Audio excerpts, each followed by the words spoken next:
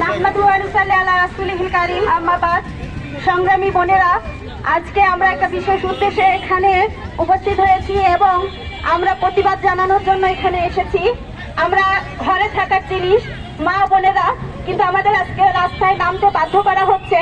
আমরা শান্তিপূর্ণভাবে আমাদের নির্বাচনী প্রচারণা চালাতে পারছি না। আমরা যেখানেই প্রচারণা চালাচ্ছি সেখানে আমরা তাদের প্রতিরোধের মুখোমুখি হচ্ছি। তারা বিভিন্নভাবে আমাদেরকে হেনস্থা করার চেষ্টা করছেন। তো সেই ভাইদেরকে বলি যে আজকে আপনারা আমাদেরকে এই রাস্তায় নামতে বাধ্য করেছেন। আমরা শান্তিপূর্ণভাবে মানুষের কাছে প্রচারণা করতে যাচ্ছি, কিন্তু আমরা আপনাদের বাধার সম্মুখীন হচ্ছি।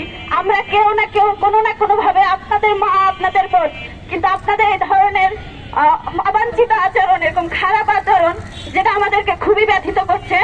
আপনাদেরকে বলতে চাই যে এই বাংলার মা বোনেরা কখনোই আপনাদের এই সমস্ত হুমকি ধমকিকে করে না।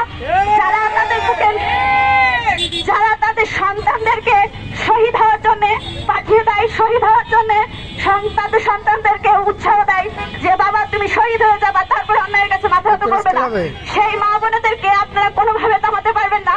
ইনশাল্লাহ এই সমস্ত আচরণের জবাব ইনশাল্লাহ আমরা ব্যালটের মাধ্যমে 12 তারিখে দেবো ইনশাল্লাহ।